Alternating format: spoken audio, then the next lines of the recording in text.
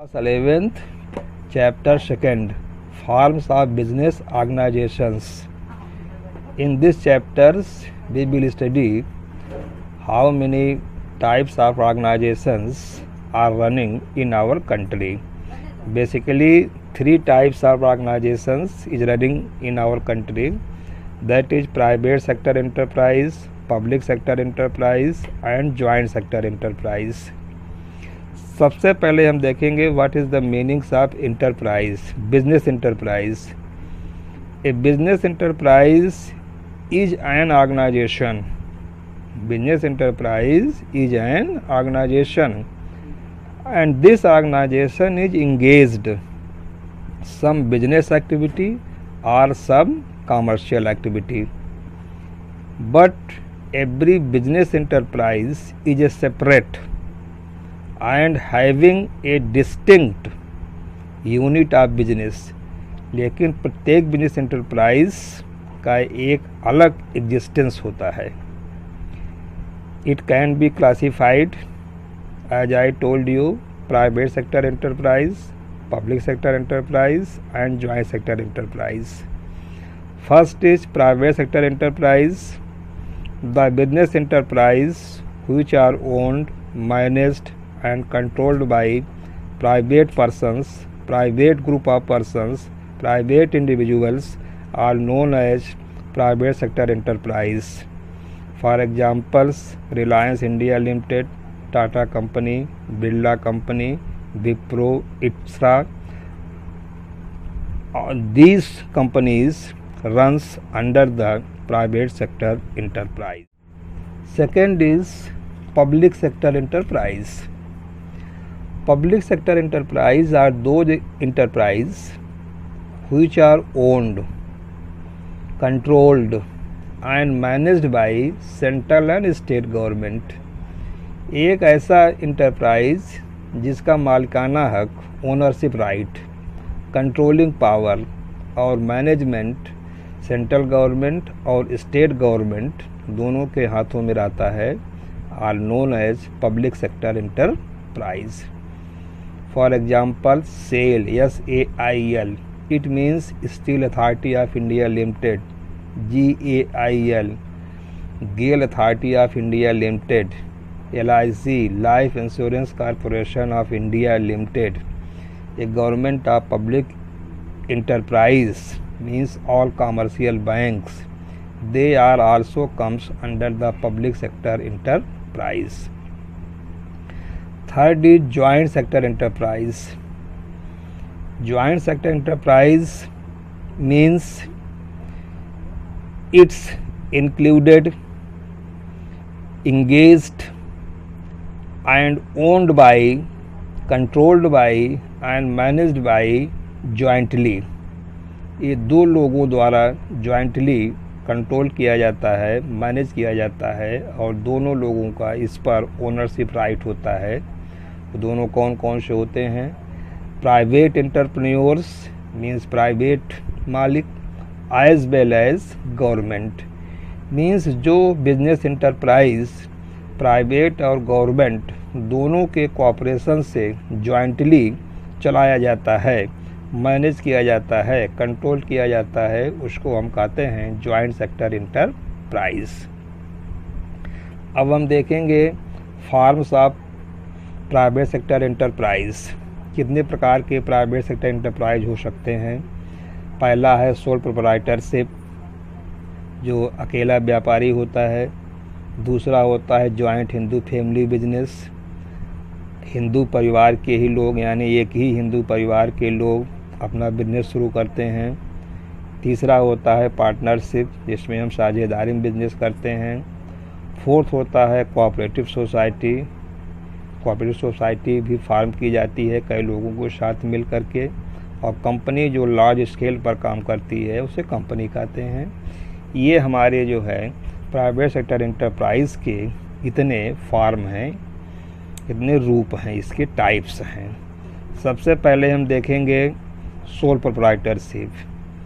Soul का मतलब होता है बेटा प्रोप्राइटर्स. प्रोप्राइटर्स का मतलब होता है मालिक, ओनरशिप.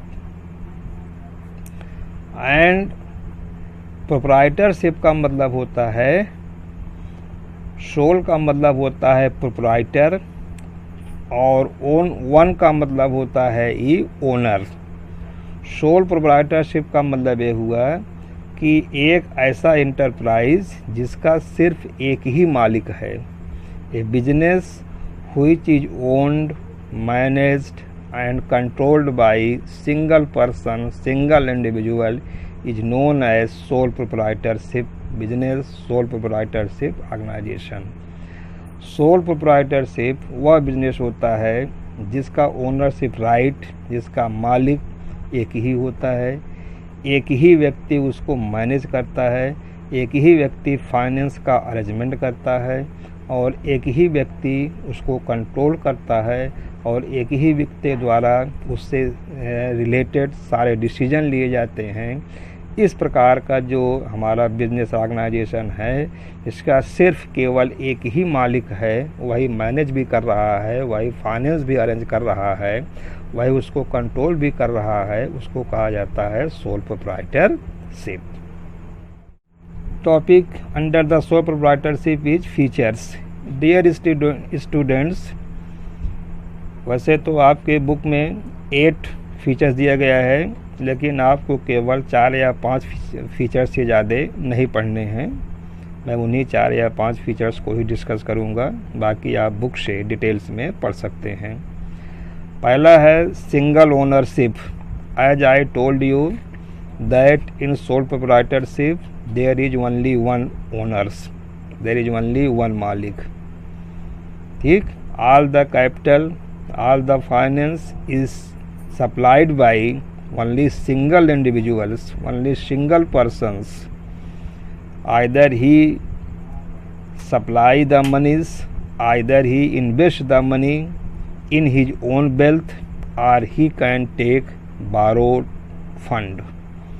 इसमें अकेला मालिक होता है, चाहे वह तो स्वयं अपना पैसा लगाए या उधार लेकर के पैसा लगाए, और सारे डिसीजन उसे अपने आप ही लेना पड़ता है, इसलिए इसको कहा गया सिंगल ओनरशिप, अकेले मालिक। फार्मेशन एंड क्लोजर, देयर बंद करना और खोलना, इसको जो है तैयार करना, सेटअप करना। There are no legal formalities required to start and close sole proprietorship firm. Sole proprietorship firm को स्टार्ट करने के लिए और बंद करने के लिए कोई सरकारी फॉर्मेलिटीज पूरी नहीं करनी पड़ती है। जब चाहे वो अपनी दुकान को खोल सकता है, जब चाहे वो तब उसको बंद कर सकता है। ठीक है। Only some cases there is requirement of licence, otherwise no forming and closing is required by required permissions by any authorities to the sole proprietor business।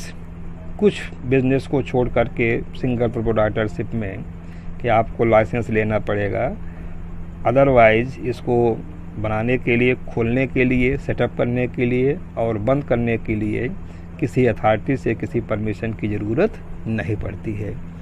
तीसरा होता है individual risk bearing and profit recipient. अब sole proprietorship में एक ही व्यक्ति जब सारी पूंजी लगा रहा है, मैनेज कर रहा है, कंट्रोल कर रहा है, तो वो पूरा का पूरा प्रॉफिट भी उसी का होगा, और अगर रिस्क भी होता है तो उसे ही पूरा रिस्क भी बियर करना पड़ेगा।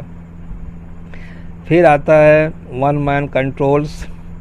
जैसे कि पहले बताया हमने कि सोल प्रोप्राइटरशिप है, अकेला आदमी है, सिंगल प्रोप्राइटर है, तो he is the whole sole owner of the firm and he has full control over it. अकेला एक ही मालिक होता है और फर्म पर उसका पूरा का पूरा कंट्रोल होता है। सारे ओनरशिप पावर्स और मैनेजमेंट सिर्फ एक ही व्यक्ति के हाथों में रहता है, इसलिए इसको कहा गया वन मैन कंट्रोल। नेक्स्ट है नो सेपरेट लीगल एंटिटी।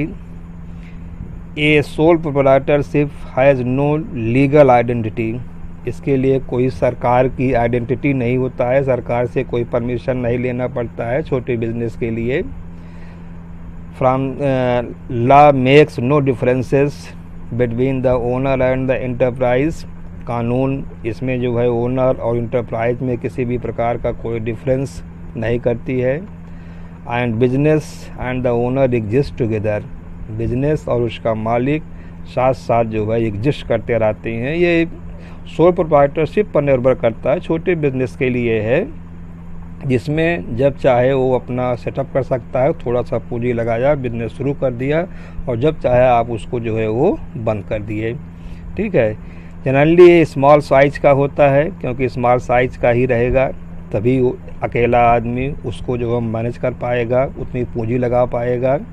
ठीक है, इसलिए sole proprietorship firms always runs on a very small scale because all the funds are arranged by one persons, managed by single one persons, controlled by single one persons.